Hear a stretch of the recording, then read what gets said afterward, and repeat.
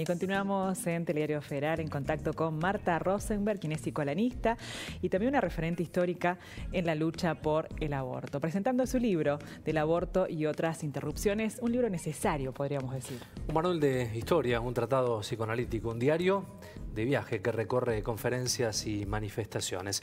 Estamos en comunicación directa con Marta Rosenberg, el placer que tenemos en el Telediario Federal Modo Tarde. Hola Marta, bienvenida. ¿Cómo está? Bienvenida. Buenas tardes, muchas gracias por la invitación. Bueno, ahí la escuchamos perfectamente. Bueno, Marta, ¿qué nos cuenta su libro? ¿Qué interpela?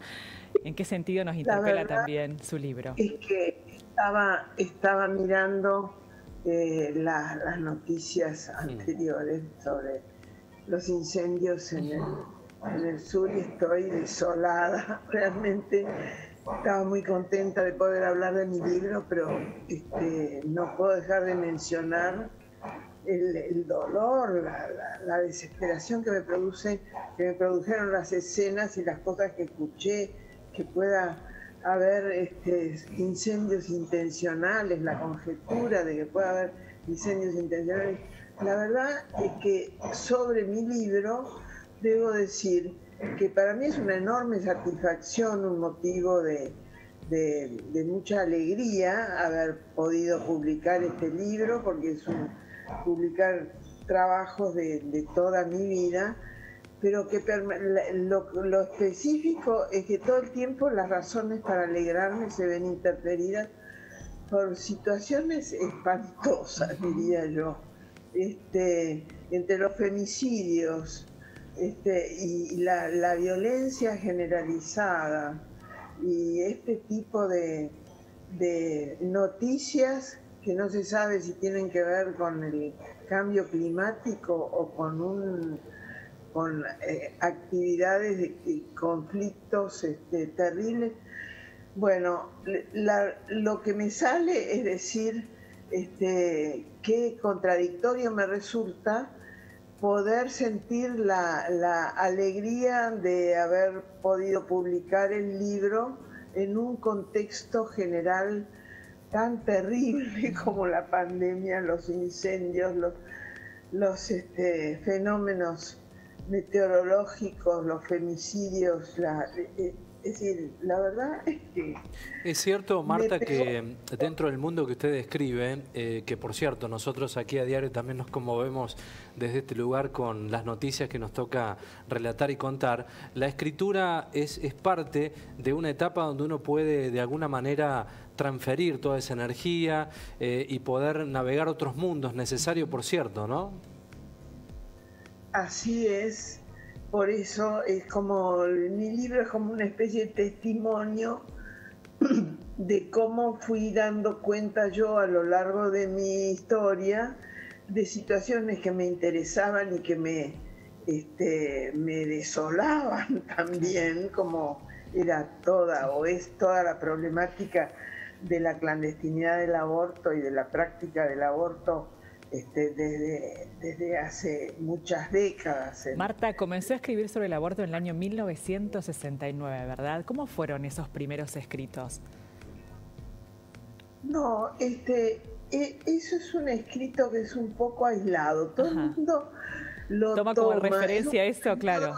Como aislado porque era una época en que yo no me dedicaba ni al tema del aborto, ni al tema de salud y derechos reproductivos, ni nada. Estaban en la Comisión de Salud de la CGT de los argentinos. Y fue un juicio que tuvo mucha repercusión porque fue precisamente el caso de una situación de una embarazada adolescente, embarazada por violación, y que un juez que voy a nombrar, el doctor Remigio González Solá, porque después tuvo otras historias que seguramente valdría la pena reflotar, le negó el acceso a un aborto legal, que en ese momento era el aborto del artículo 86 del Código Penal Nacional, el aborto no punible en los casos de embarazo causados por violación. Entonces ahí fue indignación más allá de la causa, indignación por la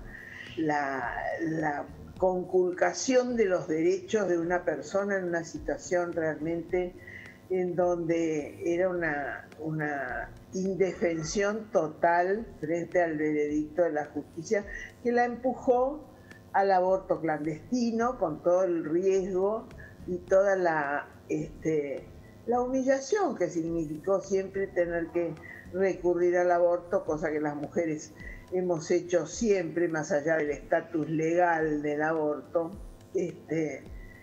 pero con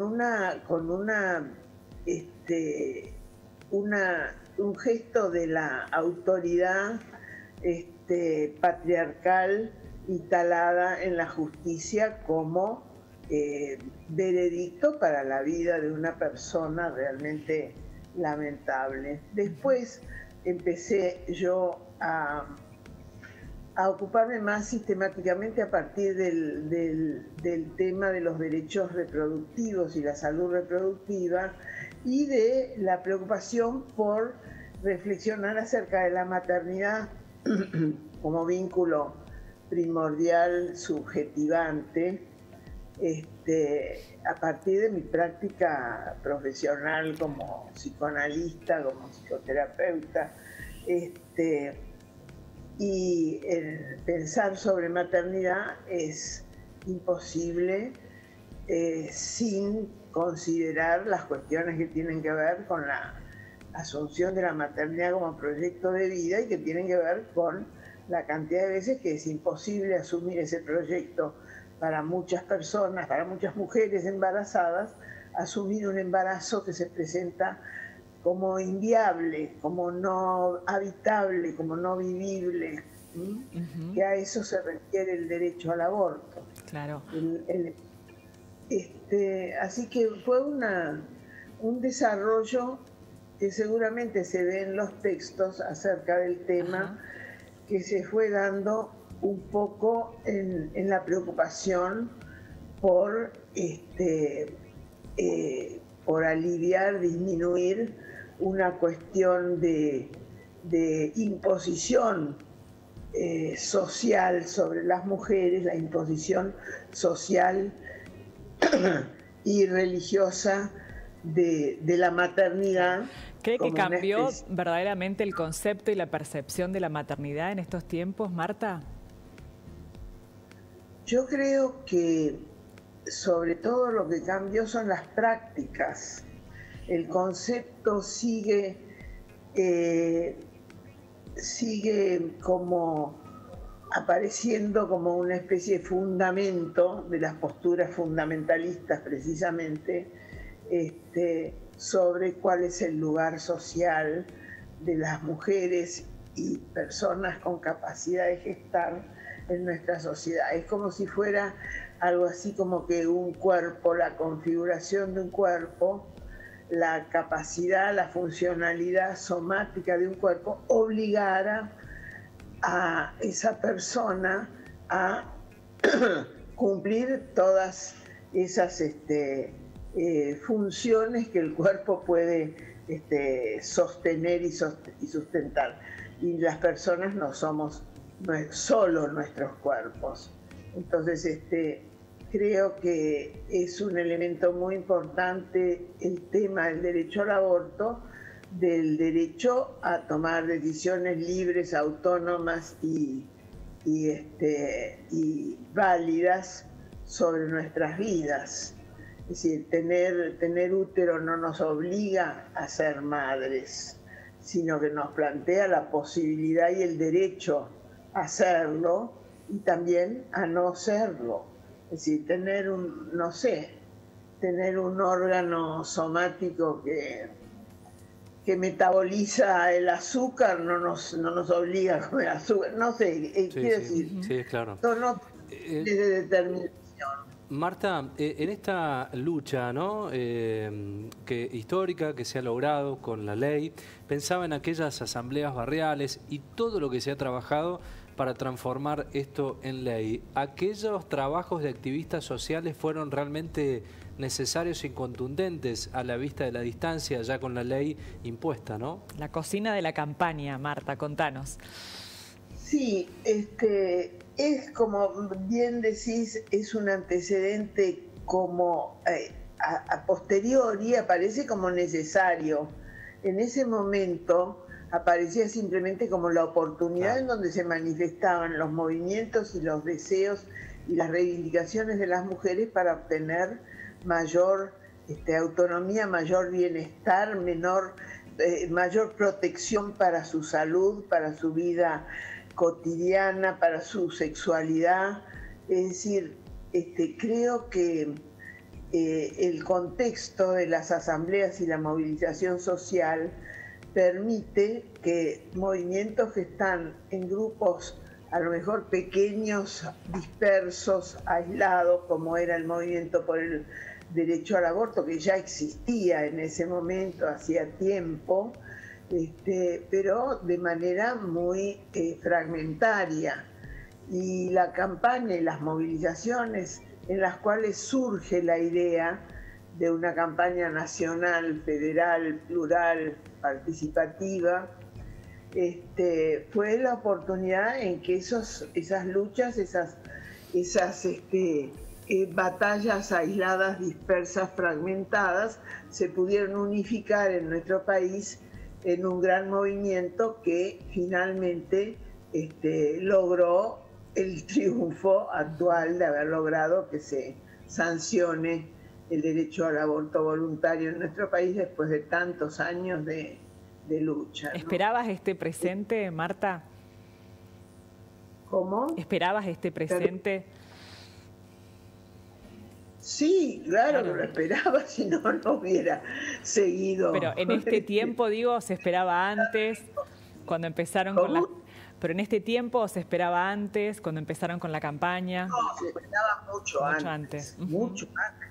Cuando empezamos la campaña, sí, que fue alrededor de el comienzo, la protohistoria fue alrededor de los años 2002, 2003. En el 2005 surgió oficialmente, se proclamó la campaña con su nombre, sus lemas, sus reuniones, asambleas, todo eso. La campaña se programó para un año. Se programó para desde el 28 de mayo al 28 de septiembre.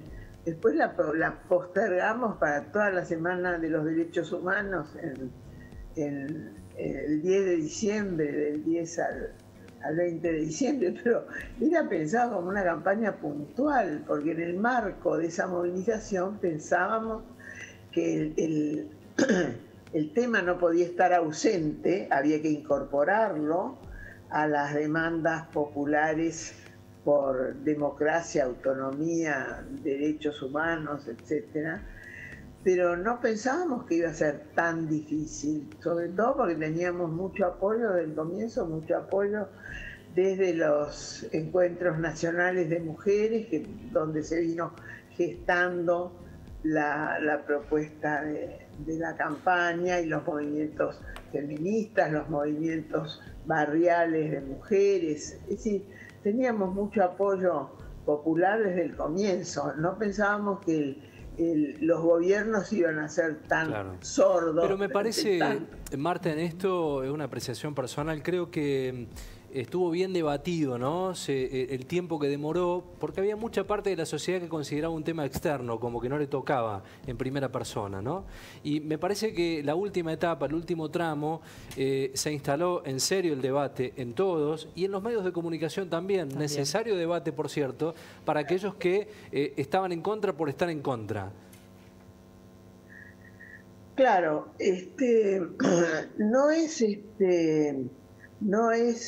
no llama la atención que haya sido así. Cuando uno se pregunta qué es la campaña, por ejemplo, tendríamos que señalar que la campaña es el movimiento que logró poner el tema del derecho al aborto en la agenda política pública, en la agenda política y en la agenda, por lo tanto, de los medios de comunicación. Al comienzo nosotras pagábamos nuestras publicaciones en los medios de comunicación en forma de solicitadas, era carísimo salir en un medio, se silenciaba totalmente. El silencio sobre el tema del aborto, que se seguía practicando o que se continuaba practicando como desde el comienzo del siglo XX, como una práctica común. No nos olvidemos que en nuestro país nacían una cifra aproximada en ese momento, eran 750 nacimientos y 500.000 abortos, es decir, de 1.200.000 embarazos producidos, había casi dos tercios que iban al aborto. Entonces, la campaña operó esa presencia del tema en los medios con sus acciones, con sus publicaciones, con su activismo en todos los niveles de la vida social. Nosotros hemos desarrollado trabajos y hemos tenido la adhesión de agrupaciones estudiantiles, de agrupaciones sindicales, de agrupaciones feministas, de agrupaciones de derechos humanos, y finalmente también hubo un efecto de organización de esas expresiones de los movimientos sociales. Se ha producido a través de la historia de la campaña la agrupación, por ejemplo, de los profesionales de salud, que no es que no hubiera en el sistema de salud profesionales que hacían abortos, los abortos que eran los legales, pero no se aceptaban, no se admitían, se judicializaban, y también abortos ilegales, que eran clandestinos, que eran todos los que eran voluntarios, no estaban comprendidos en el artículo 86. La campaña provocó un gran efecto de organización social. Tenemos en este momento redes de profesionales por el derecho a la salud, por el derecho a decidir. Tenemos redes de docentes, tenemos redes de actrices, de periodistas, es decir, fue un elemento muy importante políticamente hablando, y no en vano se producen todas las fricciones que ha habido a lo largo de este tiempo por ocupar el espacio de la campaña, que actualmente es masivo, a partir justamente de sus políticas de coaliciones populares, ¿no? Fue muy importante la coalición de la campaña con el movimiento Ni Una Menos, que también cobró enorme masividad y productividad de todo tipo, política, artística, ética. Es decir, creo que es un fenómeno que todavía merece ser muy estudiado, el de la campaña, y en este momento estamos muy contentas, muy felices en el medio de todos estos desastres que tuve necesidad de mencionar al comienzo. Realmente es un enorme triunfo de un movimiento que ha tenido una concepción del movimiento político y una construcción de un cuerpo de saberes, opiniones, producción de obras artísticas, de conciencia, además, en las generaciones que nos siguen, que esa es otra enorme logro. Ahí está la clave, Marta, ¿no? La generación de conciencia en las próximas generaciones. A leer su libro, Marta, del aborto y otras interrupciones. Marta, ha sido muy gentil con el tiempo que nos ha brindado. Muchísimas gracias por este contacto. Muchas gracias a ustedes y espero que les guste el libro. Muchísimas gracias. Un abrazo. Hasta pronto. Chao.